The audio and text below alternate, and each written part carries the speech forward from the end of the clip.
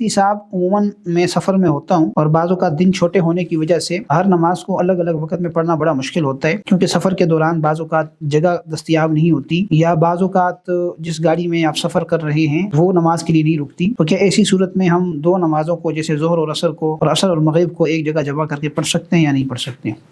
یعنی یہ جو مسئلہ ہے یہ جمع بین الصلاتین کا ہے، یعنی دو نمازوں کو جمع کرنا جائز ہے یا جائز نہیں ہے، بنیادی طور پر یہ سوال اس مسئلے کے بارے میں ہے۔ اس حوالے سے یہ بات سمجھ لیں، اس مسئلے میں بڑا طویل اور لمبا چوڑا اختلاف ہے، چونکہ ہم حنفی ہیں اور حنفی مسئلہ ہی بتاتے ہیں، اس لیے حنفی فقہا کے ہاں بغیر عذر کے دو نمازوں کو جمع کرنا جائز نہیں، بلکہ بغیر عذر کے کسی کے ہاں بھی جائز نہیں، جو دیگر ائمہ ہیں ان کے ہاں بھی جائز نہیں ہے۔ ان کے ہاں اجازت تب ہے کہ جب آپ سفر میں ہیں، بیمار ہیں، ان صورتوں میں اجازت ہے،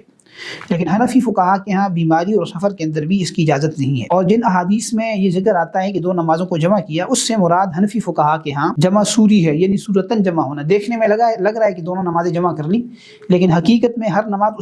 اس کے اپنے وقت میں ہے۔ اس کا طریقہ یہ ہے کہ آپ ظہر کو بالکل آخری وقت میں لے جائیں، مثلا آپ سفر کر رہے ہیں تو آپ نے ظہر کی نماز بالکل آخری وقت میں پڑھ لی، جیسے ہی آپ ظہر کی نماز سے فارغ ہوئے اور ٹھیک کچھ منٹ کے بعد عصر کا وقت داخل ہوا اور آپ نے عصر پڑھ لی۔ اب دیکھنے میں تو لگ رہا ہے کہ آپ نے ظہر و عصر کو جمع کیا، لیکن حقیقت میں یہ جمع نہیں ہے، یہ صورتاً جمع۔ اسی طرح مغرب آخری وقت میں پڑھ لی اور عشاء اول وقت میں پڑھ لی، تو دیکھنے میں وہ یہی لگ رہا ہے کہ دونوں نمازوں کو جمع کیے۔ البتہ اس کے ساتھ ساتھ یہ بات یاد رکھیں کہ ہمارے حنفی فقہا کے ہاں بھی جو ظہر اور عصر کا وقت ہے کہ اس وقت کے اندر اختلاف موجود ہے کہ ظہر کا وقت کب ختم ہوتا ہے اور عصر کا وقت کب شروع ہوتا ہے۔ تو خود امام ابو حنیفہ رحمۃ اللہ علیہ کی رائے تو یہ ہے کہ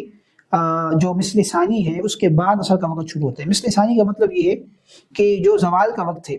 زوال کے وقت جو کسی چیز کا اپنا اصلی سایہ ہوتا ہے، اس سائے کے سے ڈبل جب مزید سایہ بن جائے گا، یعنی ایک تو وہ اپنا اصلی سایہ ہوگا، اس کے اوپر مزید 2 گنا اور بڑھ جائے، یعنی اگر یوں سمجھ لے کہ زوال کے وقت ایک چیز کا سایہ 1 فٹ تھا تو اب مزید 2 فٹ، کل 3 فٹ اگر سایہ ہو جائے گا تو اس یعنی یہ مثل ثانی ہو جائے گا، اب یہ ظہر کا وقت ختم ہو کے عصر کا وقت شروع ہو جائے گا۔ لیکن جو امام ابو حنیفہ رحمۃ اللہ تعالیٰ کے جو 2 شاگرد ہیں، امام ابو یوسف اور امام محمد رحمۃ اللہ تعالیٰ علیہ، اسی طرح بعض دیگر فقہا کی بھی رائے ہے حنفیہ میں سے، اور جمہور جو دیگر فقہا ہیں ان کی بھی رائے یہ ہے کہ یہ جو عصر کا وقت ہے یہ مثل اول پر ختم ہو جاتا ہے، یعنی جو اصلی سایہ ہوتا ہے اس کے علاوہ مزید سایہ اتنا ہو جائے، یعنی میں نے جیسے عرض کیا کہ اگر زوال کے وقت کسی چیز کا سایہ 1 فٹ تھا تو اب مزید 1 فٹ ہو جائے تو یعنی کل 2 فٹ ہو جائے سایہ، تو اب 2 فٹ ہونے تک ظہر کا وقت ہے، جیسے 2 فٹ پورا ہو گیا تو اب ظہر کا وقت ختم ہو گیا، عصر کا شروع ہو گیا۔ جیسے ہمارے پاکستان میں جو ہمارے اہل حدیث حضرات ہیں وہ جو اذان دیتے ہیں تو وہ یہ مثل ثانی کے اندر دیتے ہیں، تو اس کے بارے میں بھی چونکہ حنفی فقہا کا ایک قول موجود ہے، تو اس لیے مسافر کے لیے حنفیہ کے یہاں یہ گنجائش ہے کہ جہاں اس کے لیے مشکل ہو تو وہ اس مثل ثانی کے اندر، یعنی جس میں اختلاف ہے، امام ابو حنیفہ رحمۃ اللہ علیہ کے یہاں بھی ظہر کا وقت ہے اور باقی فقہا کے یہاں یہ عصر کا وقت ہے، تو اس وقت میں اگر وہ ظہر اور عصر دونوں پڑھ لیتا ہے تو اس کی گنجائش ہوگی، تو اس انداز سے اگر وہ جمع کرتا ہے تو اس کی گنجائش ہے۔ باقی عام حالات میں اس طرح کرنا درست نہیں ہے، اس سے بچنا چاہیے۔ اللہ تعالی ہم سب کو عمل کی توفیق نصیب فرمائے۔